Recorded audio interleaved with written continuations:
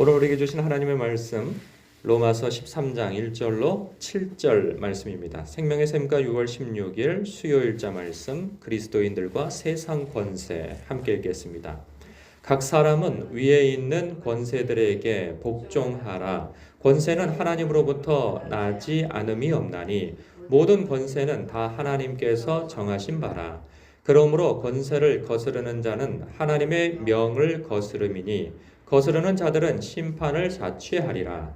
다스리는 자들은 선한 일에 대하여 두려움이 되지 않고 악한 일에 대하여 되나니 내가 권세를 두려워하지 아니하려느냐. 선을 행하라. 그리하면 그에게 칭찬을 받으리라.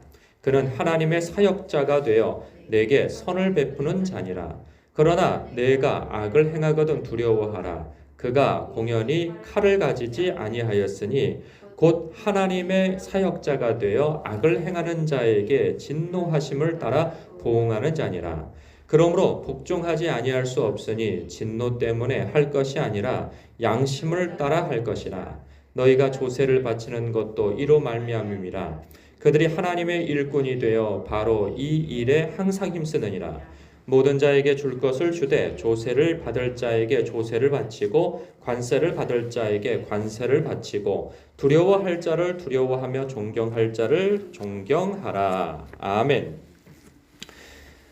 신학 용어 중에 일반 은총과 특별 은총이라는 말이 있습니다. 그 특별 은총은요, 하나님께서 예수 그리스도 안에서 자기 백성을 택하시고 부르셔서 구원하시는 은혜를 일컬어 특별 은총이라 합니다. 그래서 예수 그리스도 안에 있는 사람은 성령께서 내주하셔서 그를 지키시고 보호하시고 인도하시죠. 그래서 예수 그리스도께까지 자라가며 구원의 완성을 이루도록 그를 인도하십니다. 이것이 당신의 백성들에게 행하시는 하나님의 특별 은총이라 하죠. 로마서 대부분의 내용은 이 하나님의 특별 은총에 대한 이야기입니다. 그런가 하면요, 이 반면에 이 세상 피조 세계 또한 하나님께서 당신의 그 섭리 안에서 통치하시는 것을 일반 은총이라 합니다. 이 하나님께서는 교회 안에만 계시는 분이 아니시죠? 가끔 어떤 분들은 교회 안에만 하나님이 계신다고 생각을 해요. 그리고 교회 바깥에서는 세상 법대로 살아가는 거죠. 이 세대 정신으로 말이죠. 그러나 이 세대 정신이 아닌 하나님의 뜻에 따라 하나님의 통치를 받는 삶을 살아야 하는 것이죠. 그런 것처럼 하나님께서는 이 교회뿐만 아니라 온 우주, 온 세계, 온 민족, 온 피조 세계를 하나님께서 통치하신다 하는 사실입니다. 하나님의 섭리 가운데에서 그것을 일컬어 일반 은총이라 합니다. 신자는요, 이 세상을 살면서 두 가지 신분으로 살아갑니다. 하나는 하나님 나라 시민으로서 살아가는 것이죠. 그래서 하나님의 통치와 그 다스림 속에서 하나님의 말씀의 통치를 받는 사람들이 하나님의 백성입니다. 그런가 하면 하나님의 이 나라에서 하나님의 시민, 하나님 나라 백성으로서 살아감과 동시에 이 나라 시민으로서도 살아가는 것이죠. 이 두 가지 신분을 적절하게 균형 있게 살아가야 할 의무를 가진 이들이 바로 신자입니다. 오늘 본문에 보면 이 그러니까 일반 은총이죠. 일반 은총에 대한 말씀을 하세요. 그러니까 1절부터 보면 각 사람은 위에 있는 권세들에게 복종하라. 권세는 하나님으로부터 나지 않음이 없나니 모든 권세는 다 하나님께서 정하신 바라. 그러므로 권세를 거스르는 자는 하나님의 명을 거스름이니 거스르는 자들은 심판을 자취하리라. 여기에서 말하고 있는 이 권세, 이 모든 권세라고 일컬어진 이 권세는 정부 지도자 이렇게 되겠죠. 그래서 이 세상 질서를 나라 질서, 지역 질서를 관여하는 그런 통치자들을 일컬어서 말씀하고 있는 바죠. 그래서 3절 다스리는 자들은 선한 일에 대하여 두려움이 되지 않고 악한 일에 대하여 되나니 내가 권세를 두려워하지 아니하려느냐. 선을 행하라. 그리하면 그에게 칭찬을 받으리라. 그는 하나님의 사역자가 되어 내게 선을 베푸는 자니라. 그러나 내가 악을 행하거든 두려워하라. 그가 공연히 칼을 가지지 아니하였으니 곧 하나님의 사역자가 되어 악을 행하는 자에게 진노하심을 따라 보응하는 자니라. 그러므로 복종하지 아니할 수 없으니 진노 때문에 할 것이 아니라 양심을 따라 할 것이니라. 너희가 조세를 바치는 것도 이로 말미암음이라. 그들이 하나님의 일꾼이 되어 바로 이 일에 항상 힘쓰느니라. 좀 독특한 표현을 하고 있죠. 보통 우리가 생각하지 못한 부분에 대한 그 표현을 하고 있는데 잘 보십시오. 세상 권세들, 그러니까 대통령을 위시하여서 장관들, 그리고 뭐 지역에서 활동하고 있는 경찰관들 할 것 없이, 뭐 군인 할 것 없이 모든 통치 구조에 이 세상을 다스려가는 그러한 사람들이 누구냐에 대해서 이렇게 밝히고 있는 거죠. 모든 권세는 하나님께서 정하셨다 하는 거예요. 그러므로 2절에 보면 권세를 거스르는 자는 하나님의 명을 거스르는 것이다 말씀하시고요. 그리고 그 다스리는 사람들에 대해서 또 뭐라고 표현하냐면 4절에 하나님의 사역자라 이렇게 표현하고 있어요. 그리고 6절에서도 보면 그들이 하나님의 일꾼이라, 일꾼이 되어져서 일한다 말씀하고 있어요. 그러면 그들이 예수 믿는 사람들일까요? 다? 그렇지는 않죠. 예수 믿는 사람들이 아님에도 불구하고 하나님께서 하나님의 섭리 가운데에서 이 모든 피조 세계를 운영해 가신다는 거예요. 그 위에서. 그렇기 때문에 하나님께서 통치하시는 가운데에서 그들이 일하고 있는 것이기에 우리가 그들을 두려워하고 그들의 눈치를 살펴서 뭐 순종을 하거나 준법 정신에 따라서 살아가는 것이 아니고 하나님께서 통치하시는 가운데 그들을 세웠기 때문에 그들에게 순종하는 것은 곧 하나님께 순종한다는 의미에서 순종하는 것이죠. 그래서 7절에 보면 모든 자에게 줄 것을 주되 조세를 받을 자에게 조세를 바치고 관세를 받을 자에게 관세를 바치고 두려워할 자를 두려워하며 존경할 자를 존경하라. 그런 거죠. 존경하고 두려워하고 순종하고 따라야 할 사람들이다. 누가? 바로 그들이. 그러니까 정부에서 일하는 사람들의 그러한 지시나 명령이나 인도함을 잘 따라서 살라는 것이죠.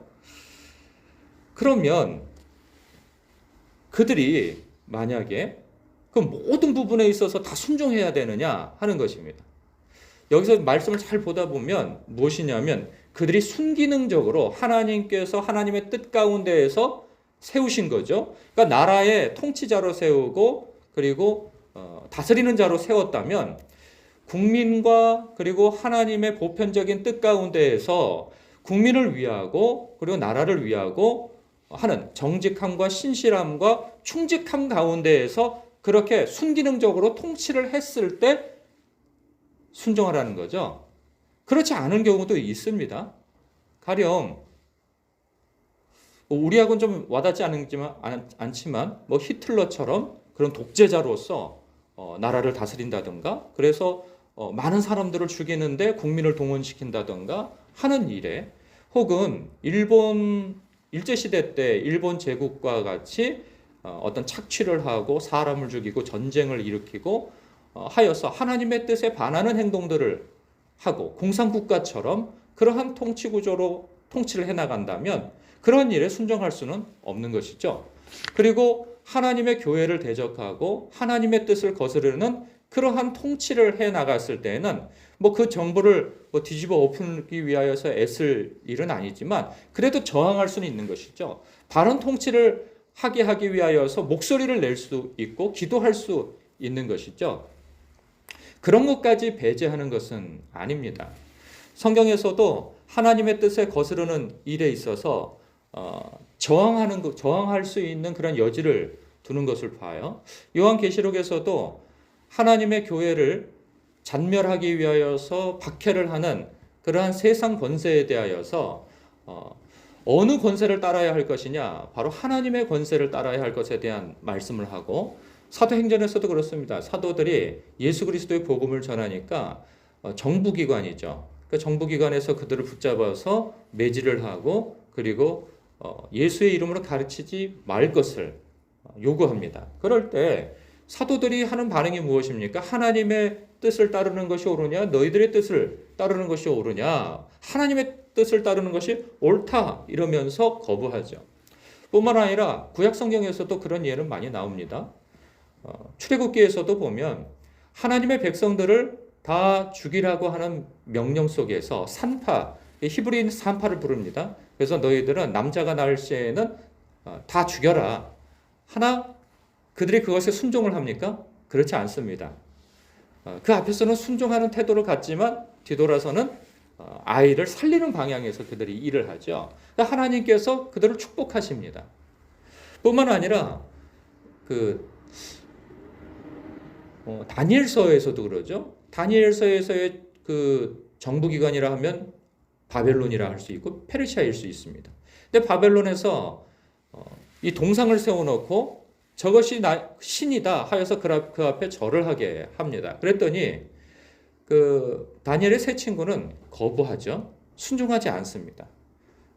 죽을 것을 선택하죠. 그런데 하나님께서 그들을 지지하시고 살려주십니다. 그러니까 정부에서 하는 모든 것에 대하여서 다 순종하고 다 복종하라 하는 말씀이냐, 그런 것은 아닌 것이죠. 먼저는 그 정부 위에도 누가 계시다? 하나님이 계시다. 하나님의 통치 가운데에서 운영하고 다스리는 순기능적인 그런 상황일 때에는 얼마든지 하나님의 백성들이 적극적으로 그 준법 정신을 가지고 통치 구조 가운데에서 순종하여서 나라가 원활하고 많은 사람들이 이롭게 되어지는 방향으로 살아가야 하는 것이죠. 이것이 하나님의 뜻입니다. 그러나 그렇지 않을 때에는 저항할 수 있고 목소리를 낼 수 있고 그것이 바로잡히기 위해 하나님 앞에 탄원할 수 있는 것이죠. 이러한 맥락에서 볼 때 이런 생각도 같습니다. 우리가 성스러운 것과 속된 것을 구별하는 것도 옳지 않다 하는 거예요.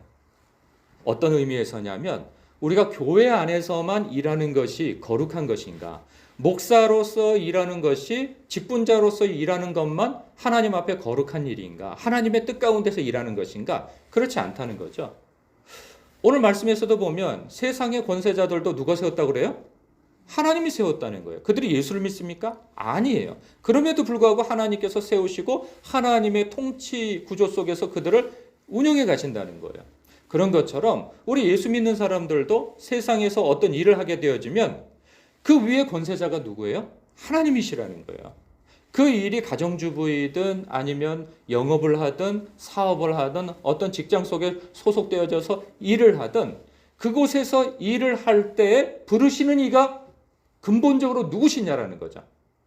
내가 돈이 필요하여서 일도 하고 내 자아 실현을 위해서도 일을 하고 그리고 누군가의 요구에 따라서 일을 할 수 있어요.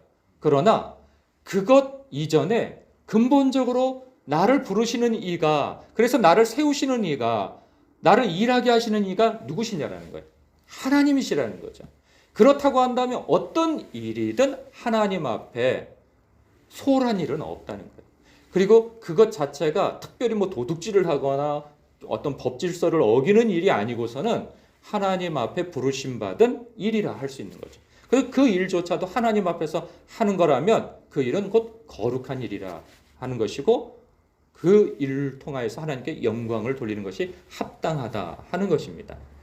그러한 부분에 있어서 오늘도 우리가 어떤 곳에서 역할을 하든 그 일이 하나님께서 주신 일이라 생각하면서 참으로 순기능적인 일을 해나가는 것이 바로 우리의 하나님의 백성된 자로서 참된 의무를 행하는 사람들이라 여겨집니다. 여러분들이 이 세상의 법질서에 따라서 준법적 신을 가지고 일하시고 그리고 열심히 일하셔서 세금도 내시고 그리고 편법하지 아니하고 정로로 가면서 사시는 일 너무나도 격려하고 칭찬하고 싶습니다. 하나님의 하나님의 뜻을 빌어서 말이죠.